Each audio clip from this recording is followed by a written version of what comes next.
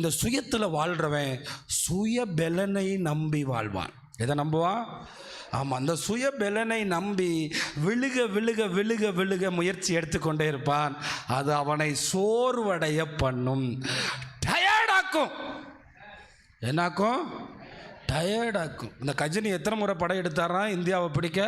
17 முறையா? எந்திரிச்சிடுவேன், நடந்துருவேன், ஓடிடுவேன், அந்த பறந்துடுவேன், அதான் பண்ணிடுவேன் அப்படின்னு சொல்லுவேன். அதனால தான் ஆண்டவர் அழகா திராட்சை செடி உண்மையில சொன்னார், என்னை அல்லாமல் நீங்கள் ஒன்றும் செய்ய முடியாது, ஆனால் நீங்கள் எண்ணில் நிலைத்திருந்தால் மிகுந்த கனிகளை கொடுப்பீர்கள். அல்லேலூயா.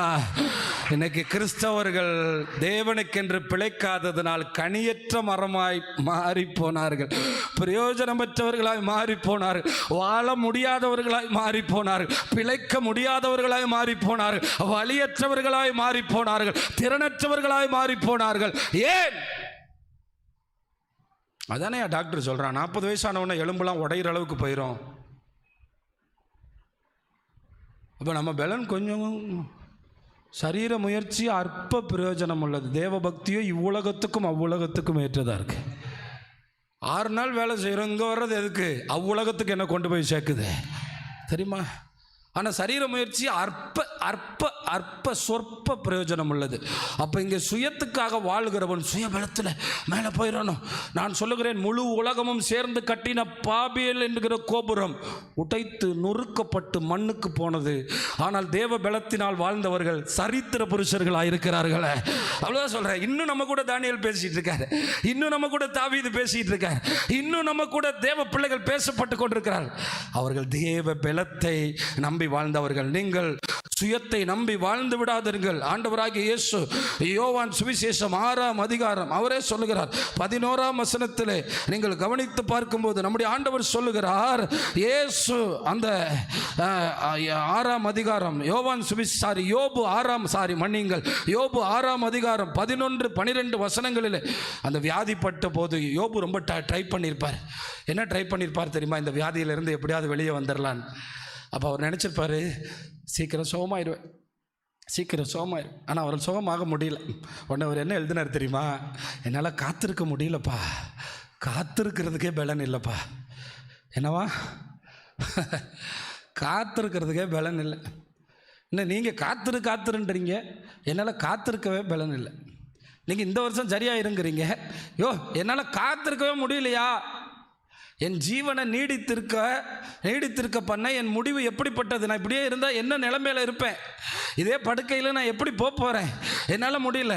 ஆனால் வேதம் சொல்லுது, கர்த்தருக்கு காத்திருக்கிறவர்கள் புது பலன் அடைந்து கழுகுகளைப் போல செட்டைகளை அடித்து எழும்புவார்கள். அவர்கள் ஓடினாலும் இளைப்படையார்கள், நடந்தாலும்.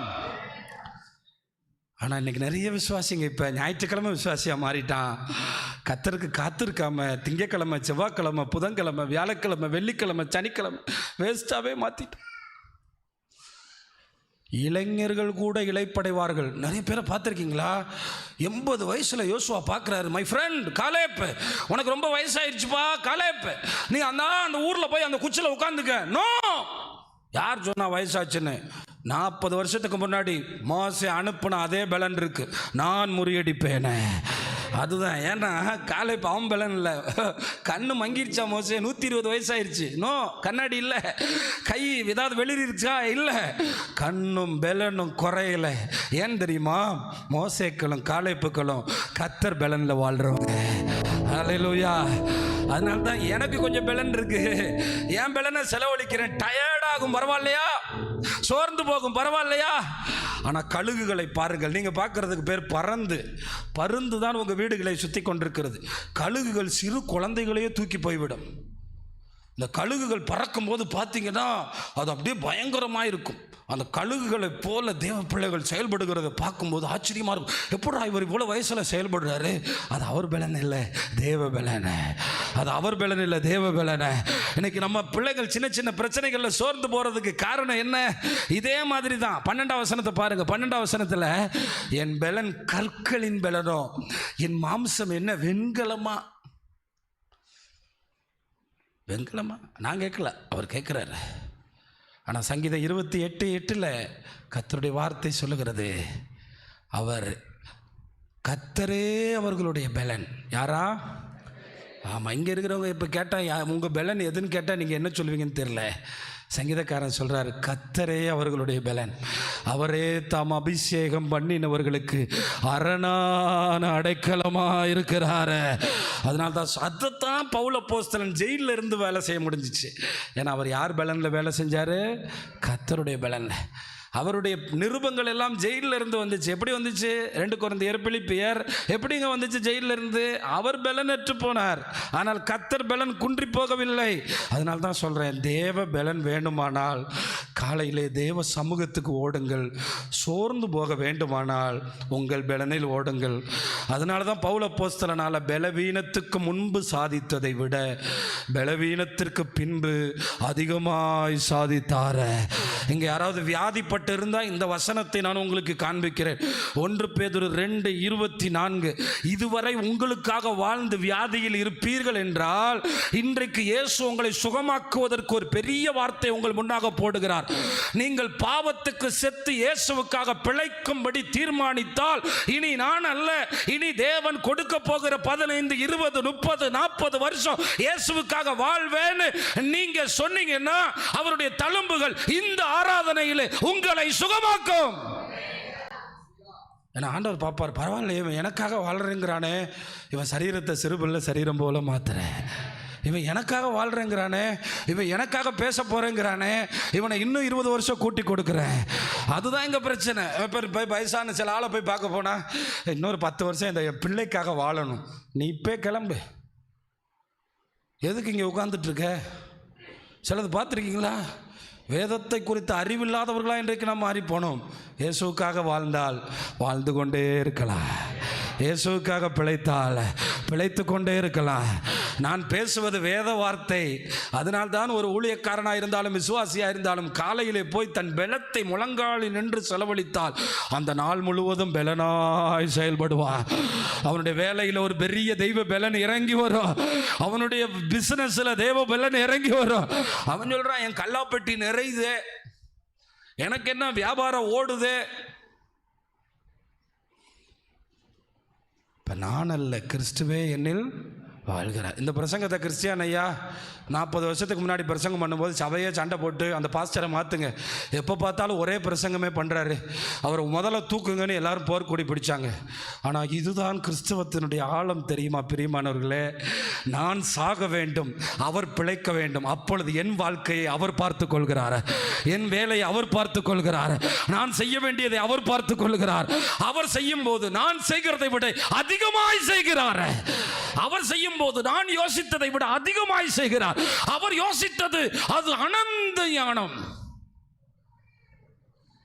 ஆனால் ஆண்டவர் நம்ம சுய பலத்தில் அப்படியே பெரிய கேட்டால் சொல்லுவாங்க, நம்ம ஆளுங்க வேலைக்கு போகிறேன் பிரதர், ஆண்டவர் சொல்லுவார், போ போ போ, முடிவு பாபேல் கோபுரம் தான். சம்பாதிக்கிறேன் பிரதர், சம்பாதிப்பா, சம்பாதி, நல்லா சம்பாதி, நிறைய சம்பாதிக்க வேண்டியது இருக்குது பிரதர், சம்பாதி, நிறைய ஓடு. அதான் சொன்னேன், சுய பலன் சோர்வடைய பண்ணும், தேவ பலன் என்ன போட்டிருக்கு தெரியுமா? 82ஆம் சங்கீதத்தில், உண்மையிலே பலன் கொள்ளுகிற மனுஷனோ தங்கள் வழியை செவ்வை பண்ணுகிறவனோ பாக்கியவான். அவன் எப்படி தெரியுமா இருப்பான்? அழுகையின் பள்ளத்தாக்கு. என்ன பள்ளத்தாக்கு? அவன் வாழ்க்கையில் எது அவனை கண்ணீர் வடிக்க வச்சுச்சோ அதே பள்ளத்தாக்க தேவ பலத்தினால் நீரூற்றாய் மாற்றுவார்கள். அப்போ பாருங்க, அழுகையின் பள்ளத்தாக்க கூட இன்னைக்கு நிறைய பேர் சொல்லுவாங்க, என் வயசு 30 வயசுல எங்களுக்கு இப்படி நடந்து போச்சு, 50 வயசுல இப்படி நடந்து போச்சு. இப்பொழுது தேவ பலத்துக்காய் ஏங்கி நின்றால், அதனால தான் கெத்சமனே தோட்டத்தில் முழங்காலில் நின்று ஜெபிச்சாரு. அதனால தான் கெத்சமனே தோட்டத்தில் சத்தத்தோடு ஜெபிச்சார். நீங்கள் நினைக்கலாம் எதுக்கு சத்தம் போட்டு ஜெபிச்சாருன்னு. நான் அவரை நம்பி இருக்கிறேன் என்பதை என்னை சுற்றி இருக்கிற 3 தூங்கு மூஞ்சிகள் இருக்கிறார்கள். அந்த தூங்கு மூஞ்சிகளுக்கு புரியட்டும், நான் போன பிறகு அவர்கள் முழங்காலில் நிற்பார்கள். அதனால தான் சத்தம் போட்டு ஜெபம் பண்றாரு. ஏன்? மனசுக்குள்ள ஜெபம் பண்ணா பிதாவுக்கு கேட்காதா? உரத்த சத்தமா இந்த பாத்திரம் என்னை விட்டு நீங்க கூடுமானால்.